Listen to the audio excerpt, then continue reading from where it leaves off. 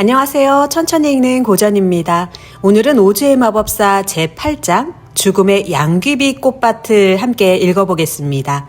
지난 장에서 도로시와 친구들은 깊은 숲을 지나 넓은 강 앞에 도착했습니다. 강 건너편에는 아름다운 초원이 펼쳐져 있었고 그 너머로는 에메랄드시로 이어지는 노란 벽돌길이 보였습니다.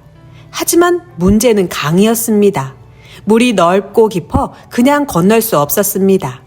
그래서 허수아비는 양철 나무꾼에게 뗏목을 만들자고 제안합니다. 허수아비는 늘 자신에게 두뇌가 없다고 말하지만 어려운 일이 생길 때마다 가장 먼저 방법을 떠올립니다. 이번에도 마찬가지였습니다. 양철 나무꾼은 도끼로 나무를 베고 통나무를 묶어 뗏목을 만듭니다. 부지런히 일한 덕분에 다음날 아침 도로시 일행은 드디어 강을 건널 준비를 마칩니다. 이튿날 아침 모두 상쾌한 기분으로 깨어납니다. 도로시는 나무에서 딴 복숭아와 자두로 아침을 먹습니다. 뒤쪽에는 어둡고 무서운 숲이 있었지만 그들은 그 숲을 무사히 빠져나왔습니다. 앞에는 햇빛이 찬란한 초원이 놓여 있었습니다. 마치 에메랄드씨가 그들을 부르는 것만 같았습니다. 도로시는 토토를 품에 안고 뗏목 한가운데 앉습니다. 겁쟁이 사자도 뗏목에 올라탑니다. 그런데 사자가 워낙 크고 무거워서 뗏목이 한쪽으로 기울 뻔합니다. 다행히 허수아비와 양철 나무꾼이 반대편에 올라 균형을 잡습니다. 그들은 긴 장대로 강바닥을 밀며 뗏목을 조금씩 앞으로 나아가게 합니다. 처음에는 모든 일이 순조로워 보였습니다. 하지만 강 한복판에 이르자 문제가 생깁니다. 물살이 너무 빨랐습니다. 강물이 깊어 장대가 바닥에 닿지 않았고 뗏목은 점점 노란 벽돌길에서 멀어지기 시작합니다. 양철 나무꾼은 걱정합니다. 이대로 떠내려가다가는 서쪽 나라에 닿게 될지도 모른다고 말합니다. 서쪽에는 못된 마녀가 살고 있습니다. 그곳에 가면 모두 잡혀 노예가 될 수도 있습니다. 허수아비는 필사적으로 장대로 강바닥을 짚어보려 합니다. 그러다 그만 장대가 강바닥에 진흙에 깊이 박히고 맙니다. 뗏목은 계속 떠내려가는데 허수아비는 장대를 놓지 못합니다. 결국 허수아비는 장대에 매달린 채 강 한복판에 홀로 남게 됩니다. 친구들은 멀어져가는 뗏목 위에서 그를 바라볼 수밖에 없습니다. 허수아비는 외칩니다. 잘 가! 안녕! 그 장면은 우습기도 하지만 동시에 참 안타깝습니다. 허수아비가 원하던 두뇌도, 사자가 원하던 용기도, 양철 나무꾼이 원하던 마음도, 도로시가 원하던 고향도 순식간에 모두 멀어지는 것처럼 보입니다. 뗏목은 계속 떠내려갑니다. 도로시와 친구들은 허수아비를 구하고 싶었지만 방법이 없습니다. 양철 나무꾼은 눈물을 흘리려다가 눈물이 몸을 녹슬게 할 수 있다는 것을 떠올리고 애써 참습니다. 허수아비에게는 엄청난 불운이 닥쳤습니다. 그는 강 한복판에 장대 끝에 매달려 꼼짝할 수 없게 되었기 때문입니다. 지금이 예전보다 훨씬 더 쓸모가 없게 됐다고 허수아비는 생각합니다. 벌판에서는 새들이 허수아비를 무서워하기라도 했지만 강 한복판에서는 아무 쓸모가 없었으니까요. 자신은 영원히 두뇌를 얻지 못할지도 모른다고 생각합니다. 그때 사자가 나섭니다. 사자는 물속으로 뛰어들어 자신의 꼬리를 친구들에게 붙잡게 합니다. 그리고 힘차게 헤엄쳐 뗏목을 강 기슭으로 끌고 갑니다. 이 장면에서 우리는 다시 한번 사자를 보게 됩니다. 사자는 자신이 겁쟁이라고 말합니다. 하지만 위험한 순간마다 가장 먼저 몸을 움직입니다. 두려움이 없는 것이 용기가 아니라 두려움을 느끼면서도 친구를 위해 행동하는 것이 용기라는 사실을 사자는 계속 보여줍니다. 결국 일행은 강 기슭에 도착합니다. 그러나 허수아비는 아직 강 한복판에 남아 있습니다. 그때 친절한 황새 한 마리가 나타납니다. 황새는 도로시 일행이 공경에 빠진 것을 보고 누구냐고 묻습니다. 도로시는 자신들이 에메랄드시로 가는 길이며 허수아비가 강 한복판에 매달려 있다고 설명합니다.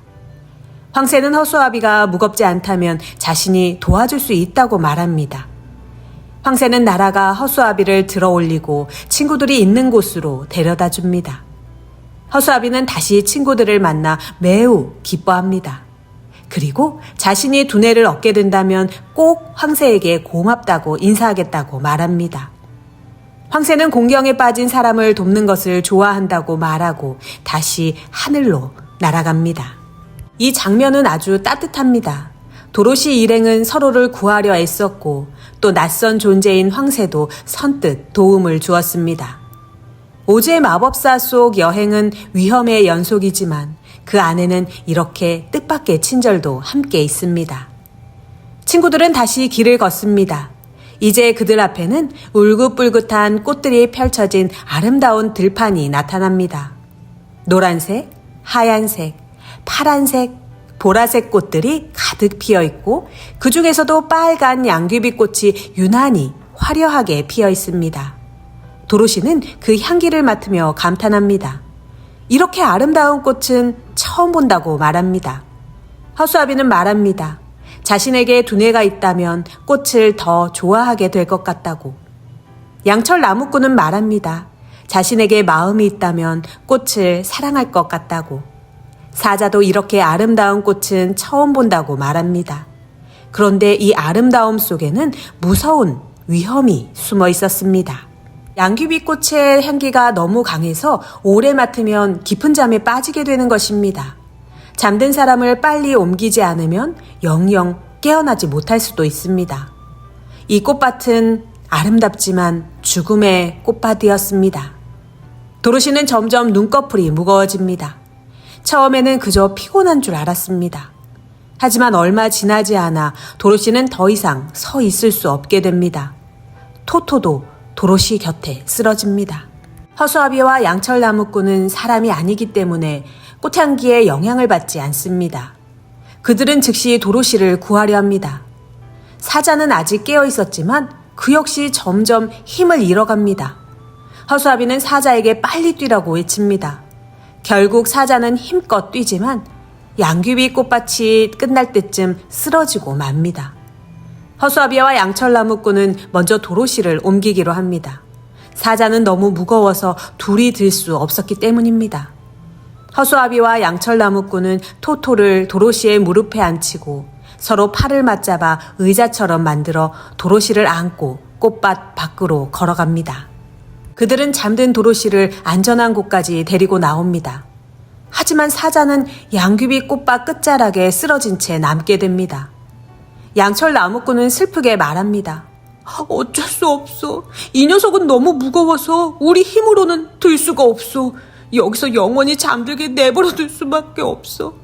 아마 사자는 용기를 찾는 꿈을 꾸겠지? 허수아비도 안타까워합니다. 사자는 겁이 많았지만 좋은 친구였습니다. 그리고 누구보다 친구들을 위해 애쓴 존재였습니다.